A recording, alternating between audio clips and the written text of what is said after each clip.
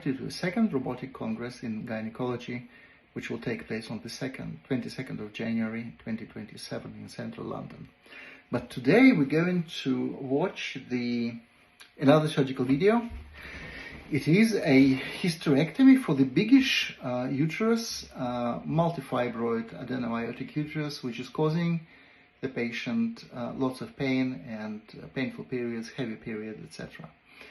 So the decision was to perform a hysterectomy, that's something that we started right now. And first of all, we're going to remove the fallopian tubes as a standard step of any hysterectomy when we preserve the ovaries. We remove the fallopian tubes and send them to histology. Next step is to attack the round ligament and the Avarian ligament. That can be done at the same time, but we have to really see the ureter and make sure the ureter is away and it's not pulled up to this arrangement here. So we can attack the round ligament and Avarian ligament at the same time. I'm using the very simple robotic instruments like fenestrated bipolar forceps on the left-hand side, scissors in the middle, and cardiac grasper on the right-hand side. Here we detach the Avarian ligament and we see the ureter very clearly, so we don't go there. And next step is to try and to identify the uterine pedicle, and here we have mobilized the bladder a little bit just to identify the uterine artery and vein, and we can attack those structures safely without fearing to cause thermal damage to the bladder or the ureter or any sort of important structure there. Here we go. We can mobilize the bladder fully a little bit later on, and at the moment this is just enough for us to move to the other side. On the right hand side we're going to do the salpingectomy again as part of the standard procedure for when we're doing hysterectomy to minimize the risk of tubes going malignant later in life. And you can see this is done by attacking the mesosalpinx with bipolar diathermy. And we are not touching or coming close to the IP ligament because we don't want to compromise the Avarian blood supply. I know the hysterectomy with Avarian preservation has slightly higher risk of premature menopause, but I think this data comes from the open surgery series rather than robotic surgery, because in robotics we can really preserve the blood supply to the ovaries. So again, we are attacking the round ligament with Avarian ligament at the same pedicle, and we are applying bipolar diathermy knowing that the ureter is far away. We also keep away from the external iliac artery because we don't need to touch that.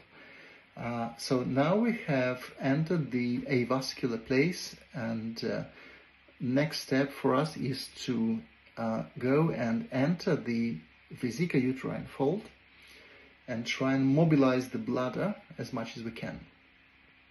As you can see, the bladder is not scarred because this patient never had a cesarean section or vaginal birth, as it matters, and we are trying to find the plane between the anterior cervix and the bladder, and then anterior vagina is the next level. So you can see there's lots of varicose veins there, so we're trying to avoid them and not cause too much bleeding, because the plane that we're after should be avascular, and if you're in the right place there is not much bleeding there.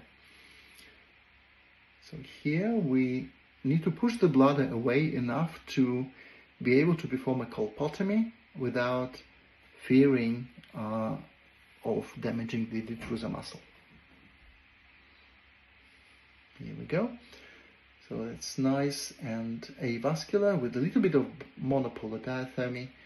We can totally find the plane and not involve the detrusor into our dissection.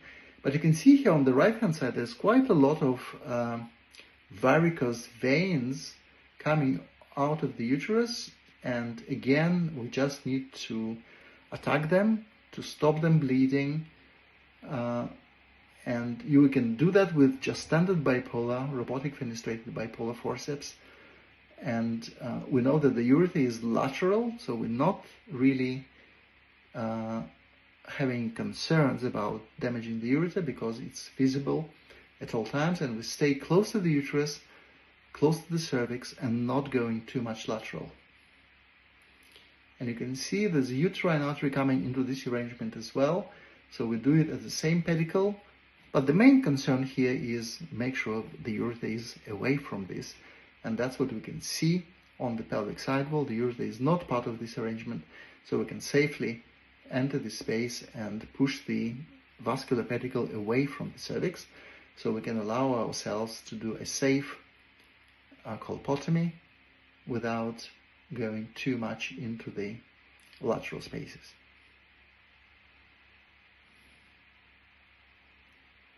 Again, there's a bit of more bleeding from the veins, but nothing too much. So I'm hoping to complete this hysterectomy with minimal blood loss, and for that I'm using the bipolar diathermy when it's safe to make sure there is no back bleeding or bleeding from vaginal branches of the uterine, although sometimes it can be quite vascular and you have to be careful.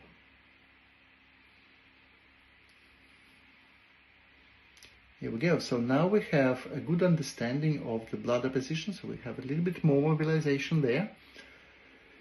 And it's time to perform the colpotomy. Luckily, this patient does not have any peritoneal or deep endometriosis, which is very rare for my practice because we normally have patients with endo. But you can see here, we can see the colpotomy cuff.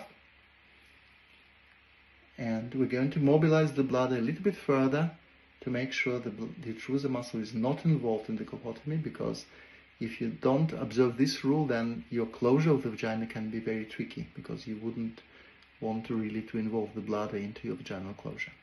Now we can see exactly where we are, and a little bit more security to the pedicles, and now we can do the vaginal opening with colpotomy with monopoly scissors. You have to be careful at the sides because that's where the branches of the uterine can normally go. And if you have a little bit of bleeding, then it's okay to use bipolar to stop it. But I'm not using too much bipolar here to avoid the necrosis of the vaginal edges, because that can potentially compromise the vaginal suture. Just enough to stop the bleeding, but don't really want to charcoal the vaginal edges. You don't have to do that. Yeah, vaginal branches always happen there, and a little bit of bipolar would be just enough to secure those. Here we go. We just need to complete the colpotomy, and sometimes it's very useful to remove the manipulator like we're doing now, and you can twist the uterus a little bit and expose the posterior vagina, so you can quickly amputate the cervix from the vagina and then deal with hemostasis afterwards, which is not a problem. You can totally do this without any assistance or special arrangements. Here we go. So now the uterus is amputated and the vaginal swab inside the glove is put in. So I'm retracting the bladder with my arm 4, and I'm just doing the closure of the vagina, and I'm using the field block 20 barbed suture, which is a very nice suture. I really like it. I'm using 2 of those for each angle, and make sure there is no gaps in the vagina, and I overlap 2 sutures and sort of tie them in the middle like this. So this suture is my preferred option for hysterectomy, and I really have a very good experience with it. So you can see both angles are closed, and again I'm watching the ureter all the time. I'm not going lateral, and I'm just staying where it's safe, and I'm closing the vagina.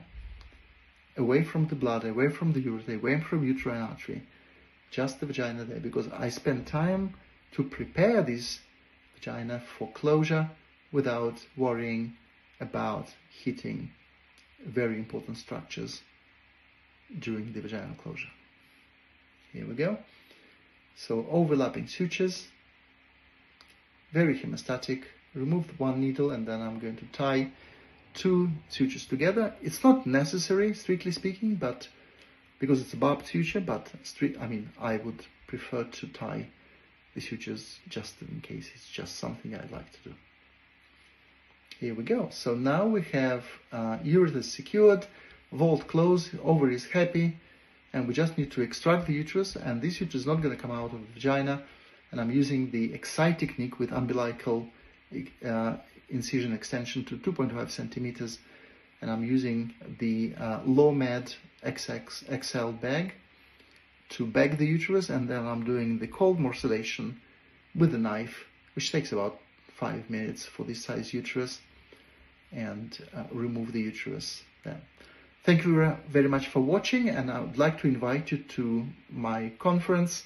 Scan the QR code, get your registration. You will have a lot of fun at this conference, a lot of knowledge, and European and US faculty is going to be good.